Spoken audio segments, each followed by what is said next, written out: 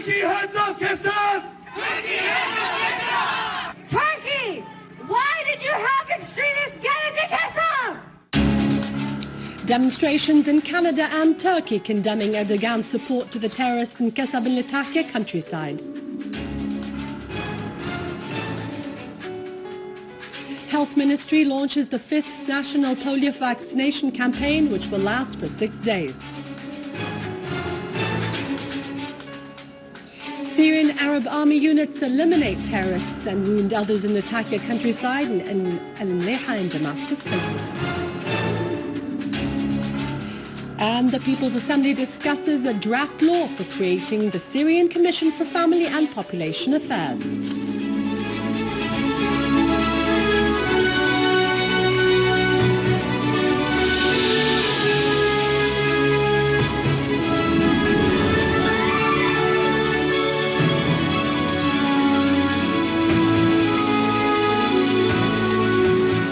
Good afternoon, welcome to our news bulletin. I'm Dania Nizam.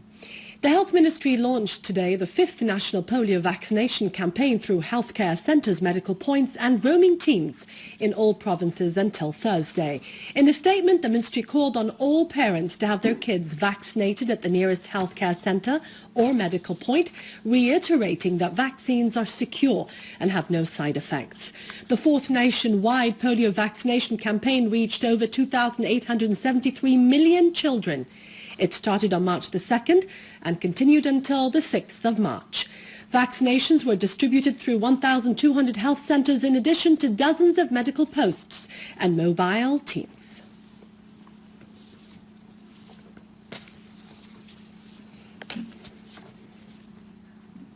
Chaired by Speaker Mohammed Jihad Al-Laham, the People's Assembly has discussed in its first session of the second extraordinary term of the first legislative term the draft law of creating a general commission called the Syrian Commission for Family and Population Affairs, with Damascus as its headquarter that enjoys a legal entity and financial and administrative independence and affiliated to the Ministry of Social Affairs.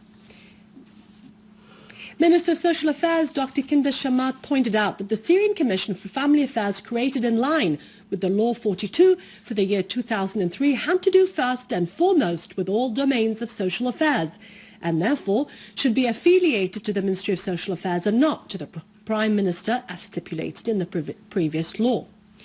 She pointed out that the Commission will be tasked with improving the living conditions of the Syrian family, that is closely connected to population-based issues, and upgrading them in light of the current economic and social changes the Syrian family has been witnessing.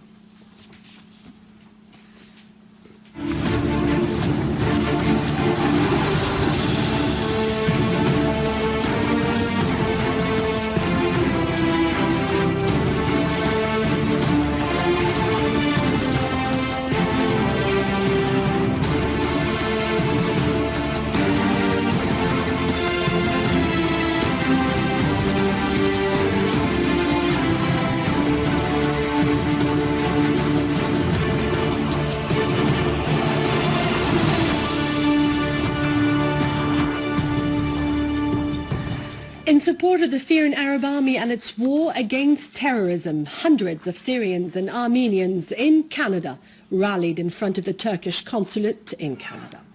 The participants, who rallied under the slogan "Save Syria, Save Kassab," denounced the attacks by the terrorist groups which are backed by Erdogan's government on Kassab in Latakia countryside.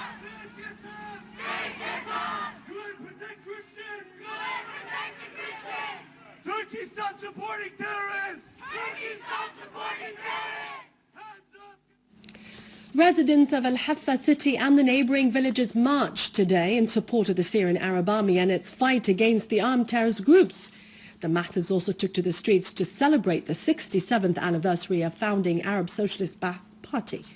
The participants expressed their appreciation for the sacrifices by the Syrian Arab Army, who fought to maintain security and stability in the country, and asserted their adherence to the unity of Syria. In Turkey, Erdogan's forces cracked down on demonstrators in the city of Wabyast, west of the country, who took to the streets to protest against the support by Justice and Development Party to the terrorists in Syria. and also against the results of the municipality elections. Hundreds of protesters from Peace and Democracy Party gathered in front of the police station as police tried to disperse them by firing live bullets, tear gas and water cannons.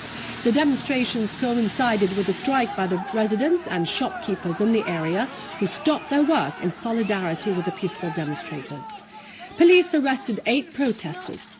It is worth mentioning that the majority of the residents of Damascus are Turkish Armenians and Kurds who suffer of poor living conditions and services in their area compared with other parts of Turkey. Hundreds of Syrians and Armenians demonstrated in the Argentinian capital Buenos Aires in protest against the aggression backed by Erdogan's government on Kasab, northern Latakia. Army units have killed a number of terrorists and injured many others, some of whom belong to the so-called Islamic Front, and destroyed their arms and ammunition in Al-Mleha city in Damascus countryside. Sources indicated that terrorists' dens were destroyed and scores of the terrorists were killed or injured in a series of operations carried out along more than one axis in Al-Mleha city. 218 persons have turned themselves in along with their arms to the competent authorities in Rastan, Deir Malla al-Juriya al-Jdeida, al-Sharqiya al-Fruklos and Deir Balba.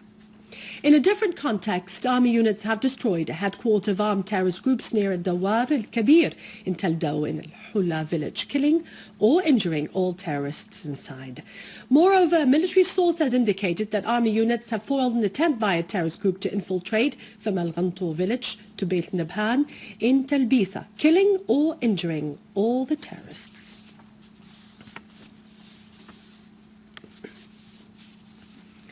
Iraqi Prime Minister Nouri al-Maliki has warned that some countries back terrorism by using its money and political influence in the region to thwart the democratic process in Iraq and to keep it away from playing its regional and international role.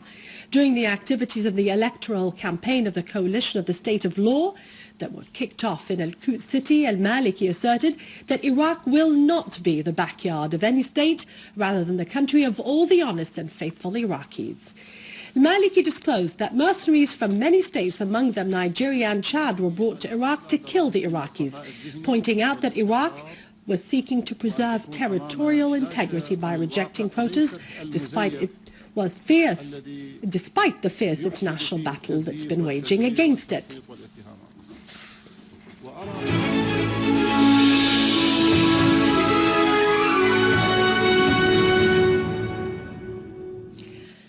Some 1,500 students from various provinces took part in the written tests of the third stage of the 5th national competition for the Arabic language empowerment.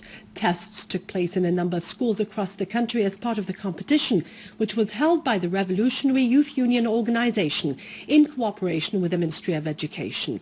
Inspecting the exam process at Jawdat al-Hashimi School in Damascus, Education Minister Hazwan Al-Waz hailed the increasing turnout of students over the years, noting that these competitions help in drawing out development strategies for the Arabic language teaching.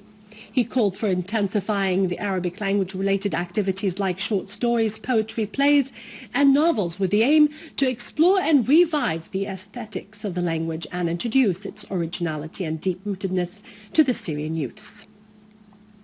The RYUO chairman Ma'an Aboud stressed the organization's keenness to embrace and empower young talents to create a generation that can fight all forms of takfiri thinking targeting the country with the weapon of science and knowledge.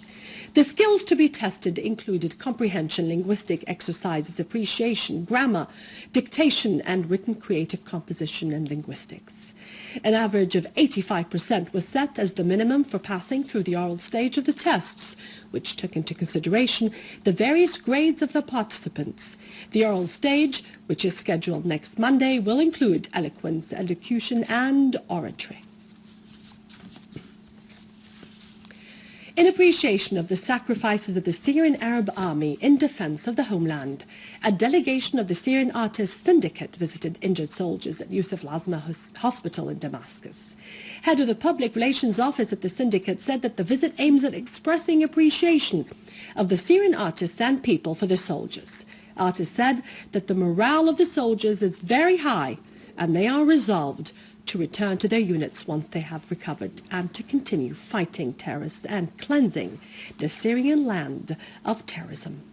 They affirm that the soldiers are resolved to continue fighting terrorism until Syria is secure and stable once again. Syrian singer Al-Mleha has come back home after taking part in the famous musical program The Voice that captured the interests of millions in the Arab world.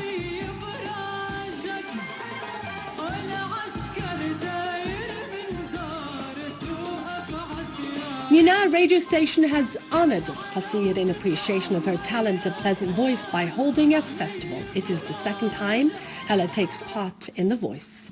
She drew attention to her gift and pleasant voice when she took part in Superstar musical program in 2004. The Syrian artist Al-Mleha belongs to a family that has a long history in chanting patriotic songs for the homeland and the sacrifices made by the martyrs of the Syrian Arab army in defending the homeland against the Takfiri terrorism backed by the Saudi and Qatari regimes and also by Erdogan's government. Hala concluded the festival by singing, expressing great love for the Syrian people and its army. With this, we end our news for today. Thank you for watching. As for more details about Syria and the region, you can always view this bulletin again on syriaonline.sy. After the break, it's Vani with our economic and business news. God bless you and long live Syria.